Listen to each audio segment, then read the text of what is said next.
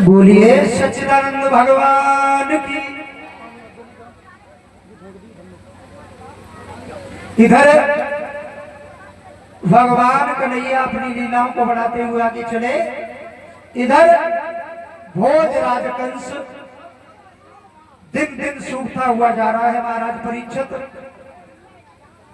देव ऋषि नारद चले हैं, बीड़ा को उठाया।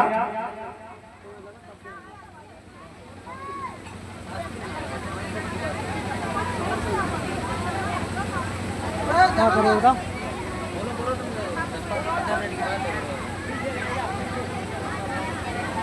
देव ऋषि नारद जैसे ही पहुंचे भोजराज कंस के दरबार में और कहने लगे, कंसराज क्या हुआ? हाथ जोड़कर कंस खड़ा हो गया और कहने लगा, महाराज कुछ मत पूछो। जिस दिन से उस कन्हैया ने जन्म लिया, अब तो हमारा दिन और रात, दिन में चैन नहीं आता है, रात को नींद नहीं आती है। क्या करें क्या न करें। जिस किसी को मैंने भेजा, पूतना को भेजा, वो लौट के नहीं आई। तरणाव्रत को भेजा, वो लौट के नहीं आया। जिस राक्षस को भेजा, कोई लौट के नहीं आया। न किसी ने ये बताया कन्हैया नीला है कि पीला है, काला है कि छोटा है, किसी ने नहीं बताया। क्या करें। तो भोजराज कंस दिन दिन सूखता हुआ जा रहा है। तो महाराज देव ऋषि नारद कहने लगे, काहे को परेशान हो, हम तुम्हें एक युक्ति बता रहे हैं और तुम वो युक्ति करो। बोले क्या करें? छोटी सी दवाई तुम्हें दे रहे हैं और भगवान कन्हैया जी तुरंत मर जाएगा। बोले क्या दवाई है? बोले एक पत्र निकालो, बाबा नंद के लिए पत्र लिखो और काली देवी कमल के पुष्प है, और कन्हैया जब पुष्पों को तोड़ने के लिए जाएगा तो काली नाग वही डस लेगा, उसका प्राण तो हो जाएगा, तुम्हारा काम हो जाएगा। तो महाराज एकदम से दिमाग में झटका लगा और कहने लगा कि बात तो बिल्कुल सही है। एकदम भोजराज कंस ने कागज उठाया और कलम उठाई। क्या किया है? पत्र लिखने लगा।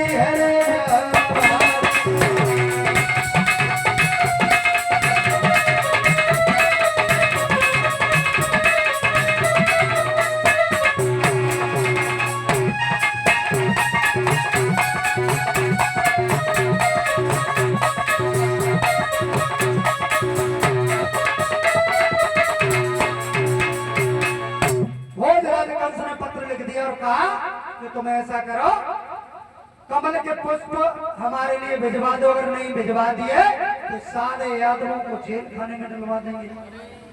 महाराज परीक्षित जो ये शब्द लिख करके पत्र को भेजा, इधर नंद बाबा के आंगन में जैसे ही पत्र पहुंचा, नंद बाबा ने पत्र को पढ़ा, आंखों में आंसू आ गए और सोचने लगे मेरे घर में जब से कन्हैया अवतार लेकर के आया तब से इस कंस ने एक न एक चाल फेंकना शुरू कर दिया। क्या करें महाराज।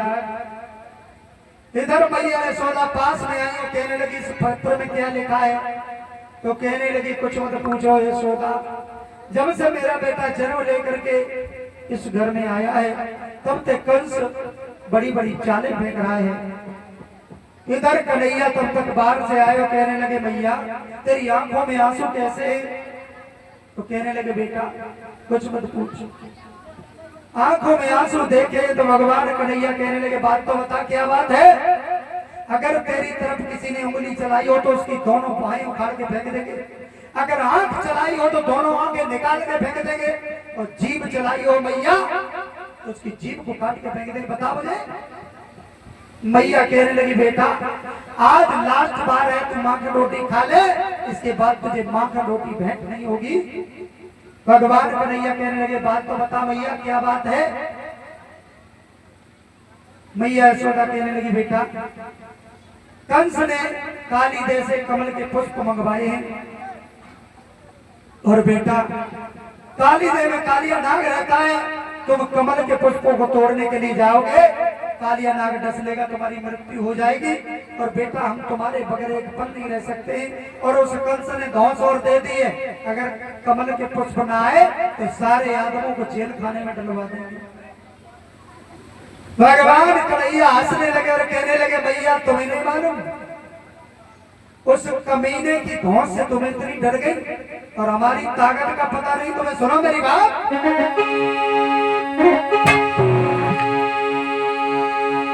कि भैया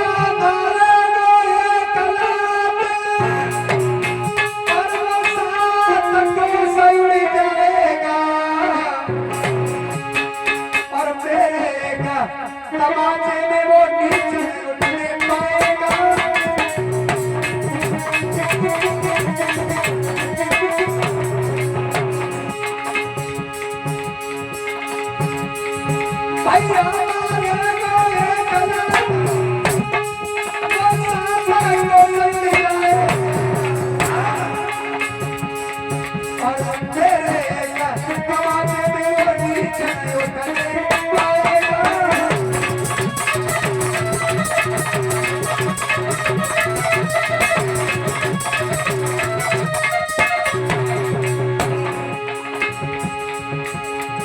भैया मेरी बात सुन,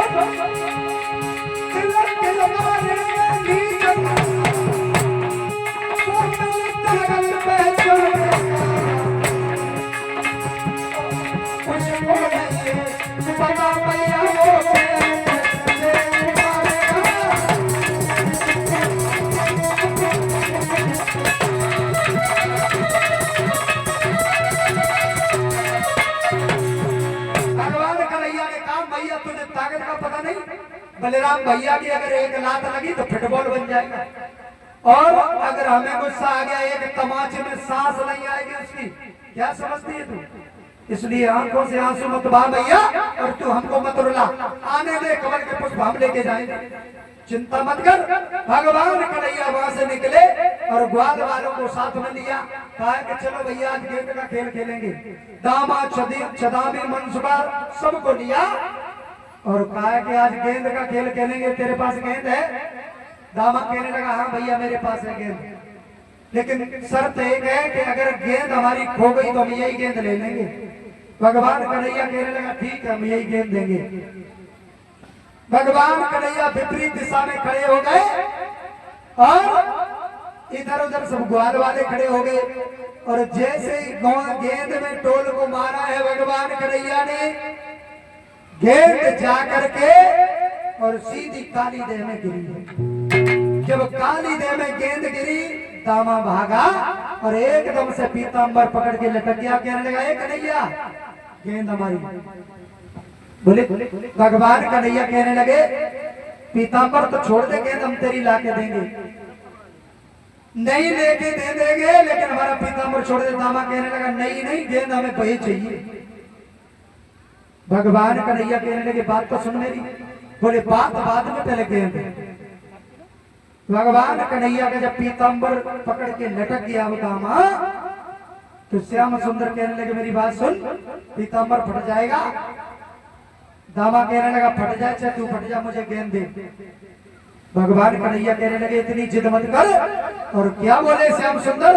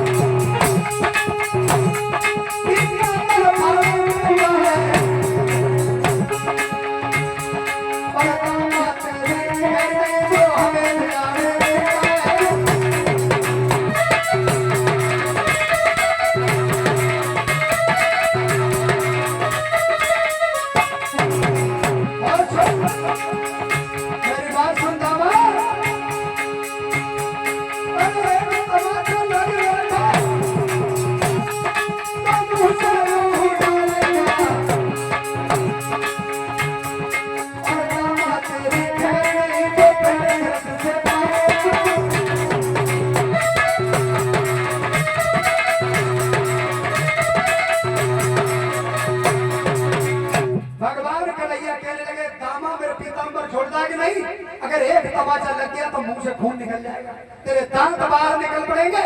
दामा कहने लगा अच्छा हमें धमकी दे रहे हो और कंस के सामने मेहू कर रहे हो। उसने कमल के पुष्प मंगवाए, पहुंचा दो बड़े बलिहारी हो। तो भगवान कन्हैया कहने लगे क्या कह रहे हैं कंस, तेरे सामने ही अगर कंस का चूरन न बना दिया तो मेरा नाम कन्हैया नहीं है। और तू कह रहा कमल के पुष्प, सुन मेरी बात, तू पीताम्बर छोड़ दे, नहीं तो समझ ले तेरी खैर नहीं है। दामा कहने लगा क्या कह रहे, तमाचा मारोगे? सुनो, अगर तुमने माखन और रोटी खाई है तो मट्ठा हमने भी पिया। एक तमाचा तुम मारोगे तो लाठी मेरी भी हिलती है, एक ही लट्ठा में भट्टा सोने लगे जाएगा। कन्हैया कहने लगे अच्छा। भगवान कन्हैया पीताम्बर को छुड़ा करके भागे और सीधे कदम के वृक्ष पर चढ़े और सीधे काली देह में छलांग लगा दी।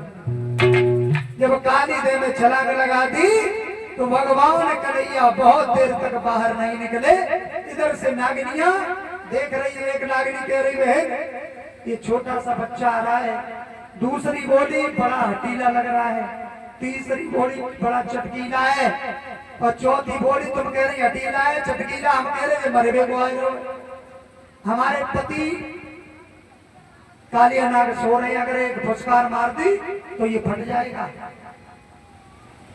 भगवान कन्हैया आगे बढ़ते हुए चले गए और नागिनियों से कहा क्या कह रही हो? बोले हम सही कह रहे, हमारा अगर पति जग गया तो एक ही फुसकार में तुम्हारा काम तमाम हो जाएगा, इसलिए लौट जा मेरे लाल। भगवान कन्हैया कहने लगे तुम उसकी रागिनी सुना रही हो, मुझसे ही मिलने आए और तुम नहीं जगा तो हम खुद जगा लें। नागिनी हाथ जोड़े खड़ी है, बोले नहीं नहीं तुम मत जगाना। भगवान कन्हैया नहीं माने और क्या किया भगवान ने, आगे बढ़े घनश्याम ने बकी पूछ कौन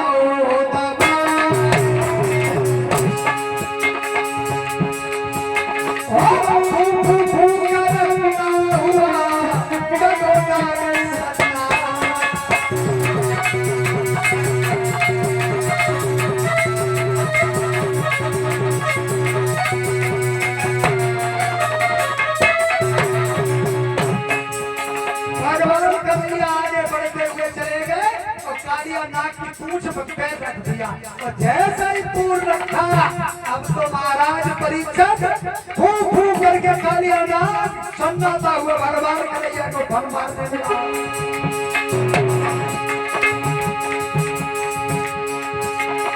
फू फू फू करता हुआ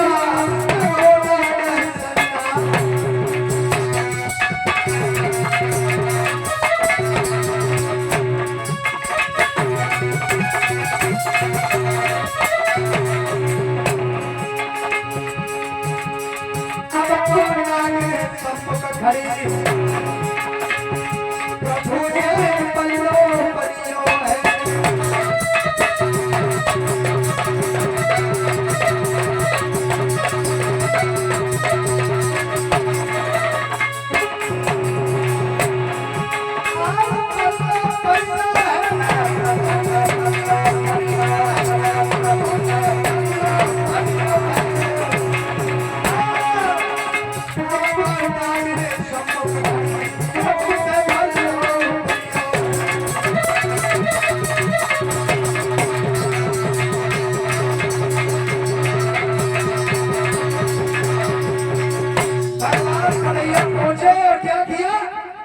जैसे ही फन तान करके कालिया नाग फुंकारे मारने लगा भगवान कन्हैया के शरीर से लिपट गया हन हन के फन मारने लगा लेकिन प्रभु की लीला भगवान कन्हैया ने अपना शरीर जैसे ही फड़ाना आरंभ किया एकदम से हड्डियां चटकने लगी और जैसे ही हड्डियां चट गई काली नाग दूर हो गया। कालिया नाग जब दूर हुआ भगवान कन्हैया हंसने लगे कहने लगे आ जा मेरे पास तेरी ताकत देखते। भगवान कन्हैया ने अपनी मुरली निकाली और कालिया नाग में एक नथनी थी वो नाथ के भगवान कन्हैया फन पर सवार हुए कालिया नाग से कहा कालिया नाग हमारी गेंद तेरी इस काली देह में पड़ी है वो लेके आओ और नागनियां भागती फिर रही है। कालिया नाग ने आदेश दिया तुम गेंद ढूंढ के लाओ तुम्हें पड़ी है हमारी तरफ देख रही हो। एक नागनी कहने लगी महाराज तुम्हारा ये मुंह लाल लाल कैसे हो गया पान खा लिया क्या। कालिया नाग कहने लगा तुझे परी पान की और हमें परी जान की हमारी तो जान खतरे में तुझे परी पान की ऐसा कर। काली नाग कहने लगा गेंद ढूंढ के लाओ। नागिनियां भागी भगवान कन्हैया की गेंद को ढूंढा है और लेके पकड़ाई हाथ में और भगवान कन्हैया कहने लगे ऐसे नहीं छोड़ने वाले कमल के पुष्प दो छपरियां तोड़वाओ। नागिनियां भागी दो जगह 4 छपरियां कमल के पुष्प तोड़े जल्दी जल्दी में और क्या हुआ महाराज परीक्षित भगवान कन्हैया काली नाग के फन पर सवार हो गए और बांसुरी निकाल के हाथ में ले ली। तब तक मैया यशोदा को खबर लगी है कि कन्हैया काली देह में डूब गया उसी में मर गया वो नहीं निकला और इस दामा की करामात थी सड़े हुए से चितरे के पीछे मेरे कन्हैया को खो दिया। उधर से मैया रोती चिल्लाती हुई उस काली देह पर रो रही है पछाड़े खा खा के गिर रही है। मैया की आंखों से आंसू निकल रहे हैं। इधर भगवान कन्हैया बांसुरी को लेकर खड़े हैं। काली देह से कहा चलो ऊपर। कालिया नाग भगवान कन्हैया को फन पर बैठा करके और ऊपर चले हैं। कैसे बांसुरी बजा रहे हैं भगवान कन्हैया।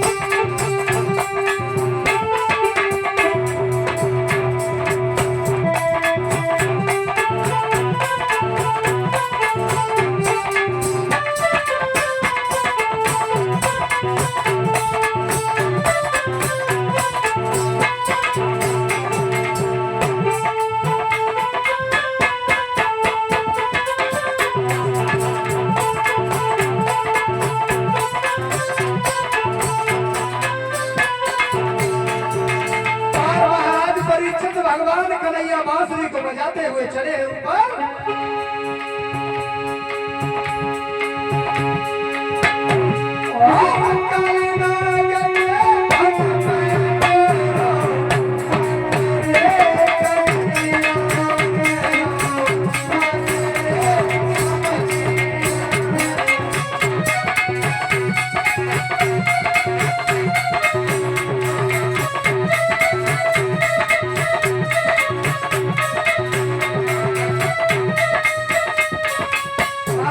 बस तालियों में कंजूसी नहीं। हाँ भगवान के दरबार में बैठी हो, तालियां बजाने में कोई पैसा नहीं लगता है।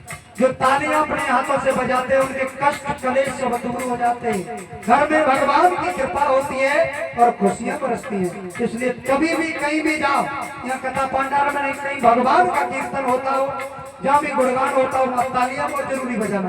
और जो लगन लोग तालियां नहीं बजाते वो अगले जन्म में क्या हो जाते हैं? हाँ, द्वारे द्वारे तालियां बजाते फिरते हैं फिर। इसलिए कंजूसी मत करना।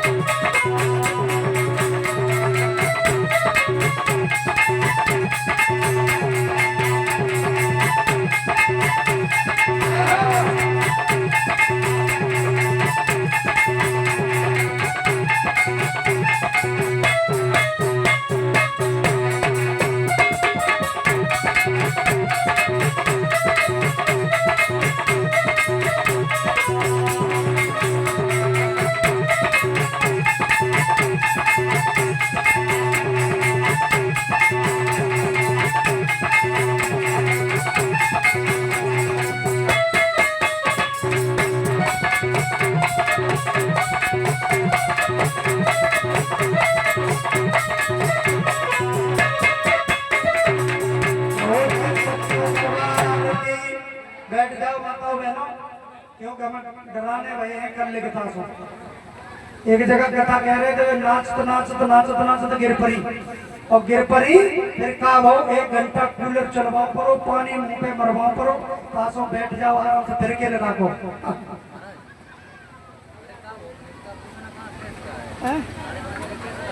कितनी देर में नहीं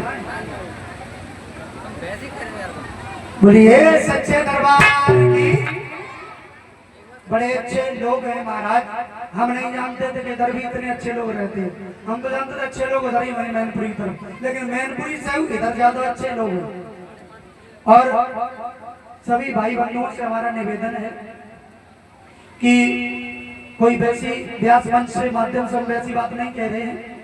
सभी लोगों से निवेदन है कि अपने अपने बच्चों को पढ़ाई पर विशेष ध्यान रखना है। हाँ ठीक है, हमारी ये जाति है जो लोधी, ये केवल यहीं पर पिछड़ी है पढ़ाई में। बच्चों का पढ़ाई में विशेष ध्यान, जब पढ़ लिख जाएंगे तो कलेक्टर इंस्पेक्टर जो भी चाहोगे सब कुछ बन जाएंगे। केवल चोट खाई है बिरादरी ने तो यहीं पे खाई है।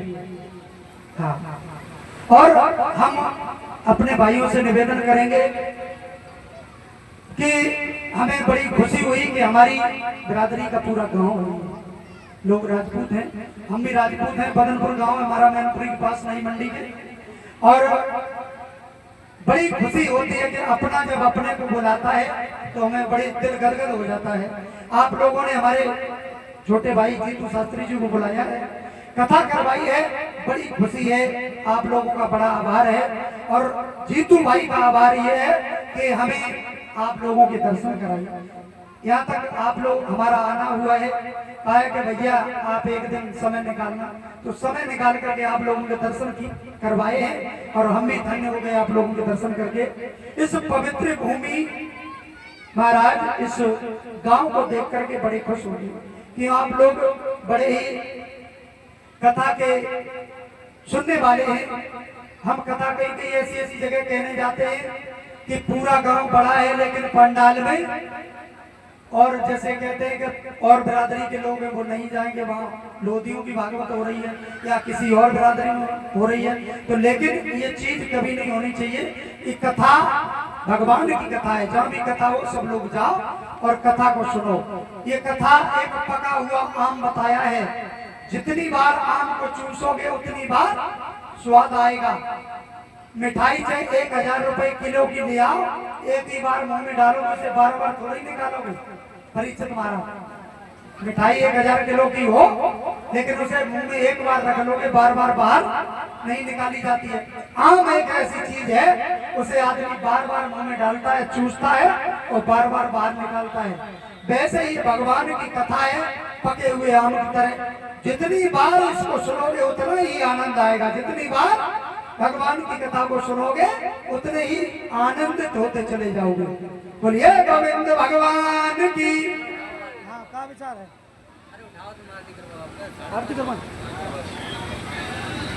समय कम था महाराज परीक्षित, कथा सुनाने में अगर कोई त्रुटि हो तो हमें अपना छोटा बालक समझ करके माफ कर देना। हम कोई बड़े विद्वान नहीं है, जैसा समय हमें मिला था वैसी हमने कथा आप लोगों को जैसे टूटी फूटी बाणी में सुनाई है। अगर कोई गलती बन गई हो तो क्षमा कर देना। हाँ, और अगर कोई आ रहा है, भैया बता रहे आ रहा है कोई क्या? नहीं तो समय हो रहा है आरती का है? बताओ, बोलो मुंह से। इधर आओ, इधर क्या कह रहे? कोई आए रोका? अरे कोई ना आ रहा कमेटी भैया इधर आओ।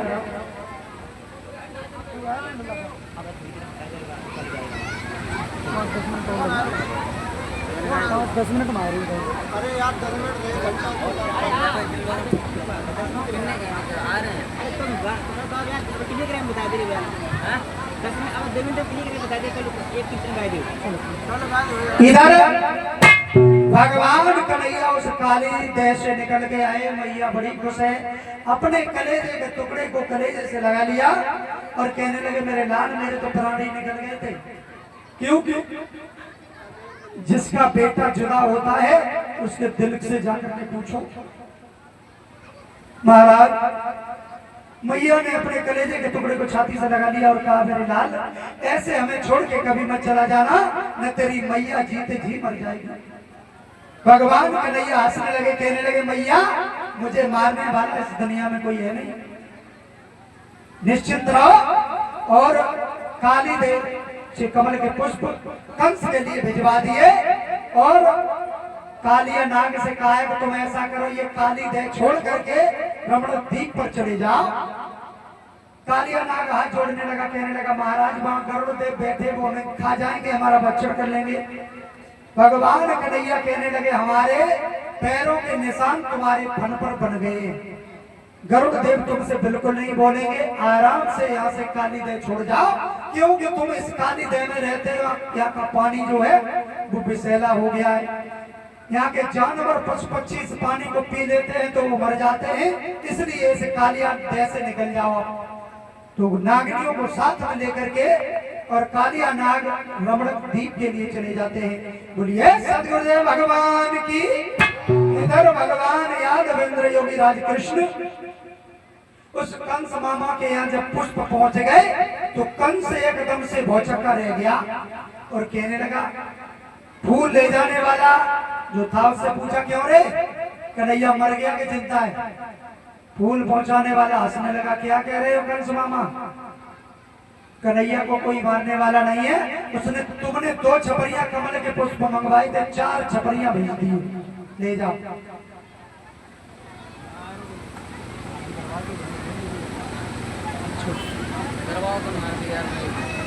चलो माता बहने एक भजन बोल लो। हाँ हमें बताया था कि कोई आ रहे हमारे श्रीमान सांसद जी आ रहे हैं, पता नहीं भैया बता रहे कि कहीं विलम्ब लग रहा है, तब तो तक एक भजन बोलो, अगर आएंगे तो 10-5 मिनट में आ जाएंगे। श्रीमान सांसद जी मुकेश राजपूत जी, और प्रभु से विनती है कि हमारे सांसद जी ऐसे ही अपना नाम रोशन करते चले और जनता की भलाई में खुशियां बरसाते रहे। हमें आभार है बड़ा कि हमारे सांसद जी लोगों की उस जनता की बातों को सुनते हैं और कार्य करवाते हैं। प्रभु से विनती है सदैव आगे बढ़ते रहें और हमारी लोधी जाति का नाम रोशन करते रहें, क्योंकि बाबूजी कल्याण सिंह के बाद इस पहले तो कोई नहीं जानता था लोधी जाति है क्या। पिछड़े जाति में लोग गिनती करते थे, कहते थे लोधी जात तो बहुत पिछड़ी जात है, लेकिन बाबूजी कल्याण सिंह जब से उभर के आए और तब से हमारी जाति को लोग जानने लगे कि ये लोधी जाति कोई है, कट्टर जाति, और क्षत्रिय वंश है हमारा चंद्रवंशी लोधी। इसलिए कभी जो भी काम करो बढ़ चढ़ के हिस्सा लो, भगवान के धर्म में आगे हाथ बढ़ाओ और पढ़ाई में बच्चों का विशेष ध्यान रखो, पढ़ाई में कभी पीछे मत हटो। और बहन बेटियां हमारी ये किसी में कम नहीं है, सोचा कि हम लड़के को पढ़ा दें और बेटियों को नहीं पढ़ाएं। बेटियां हमारी फौज में बेटियां हैं, पुलिस में बेटियां हैं, किसी विभाग में चले जाओ। हम अभी कल परसों दिल्ली गए थे, वहां लड़कियां टिकट बाबू टिकट काट रही हैं, ड्राइवर बस की ड्राइवरी कर रही है, सरकारी रोडवेज बस की बेटियां बहुत आगे हैं। और ये हमारा भारतवर्ष एक सोने की चिड़िया है, कभी किसी से न कम है। और एक विद्वान ने 2 शब्द लिख डाले, सुनो क्या लिख दिया।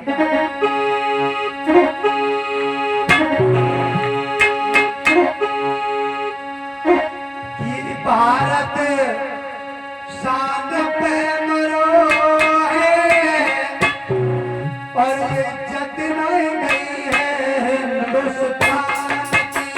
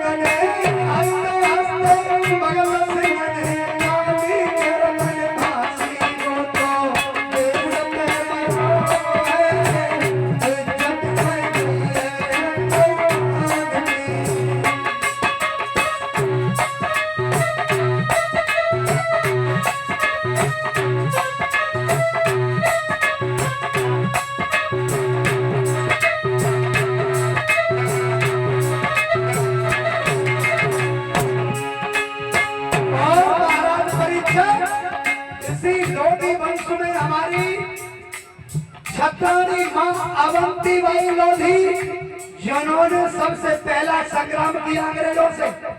ऐसा ही नहीं महाराज, परीक्षित एक एक तलवार में चार चार अंग्रेज गिराए हैं। एक एक तलवार में चार चार अंग्रेज नाथ लिए और सर धड़ से अगल कर दिया। उसी माँ के सपूत है लोधी छत्री, जिसका नाम है माँ अवंती बाई लोधी। सुनो,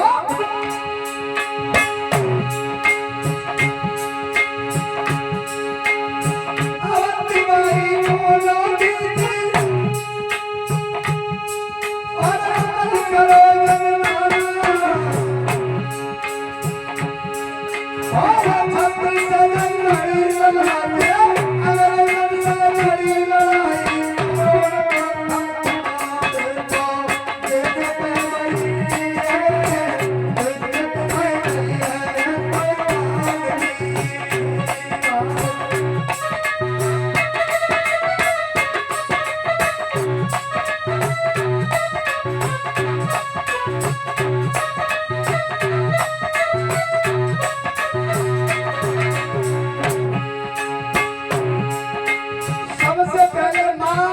अवंती बाई लोधी ने अंग्रेजों से पहला संग्राम कर दिया, पंगा ले लिया। रामगढ़ की बसने वाली अवंती बाई लोधी अपने किले में अंग्रेजों को घुसने नहीं दिया। कह दिया कि जब तक इस शरीर में सांस है तब तक अंग्रेजों को चुन चुन करके मारेंगे। और तलवार, दो तलवार हाथ में लेकर के लड़ी है मां अवंती बाई।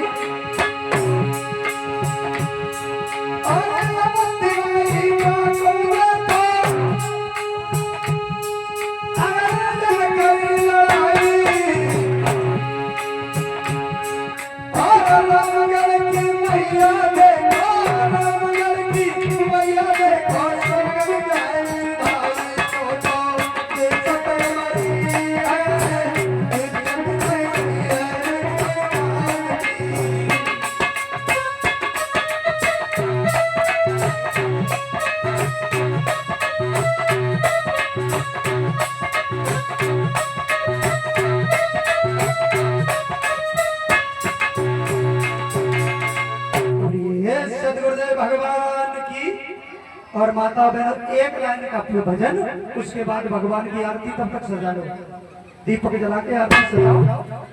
तालियां बजाते हुए सभी भक्त बोलेंगे,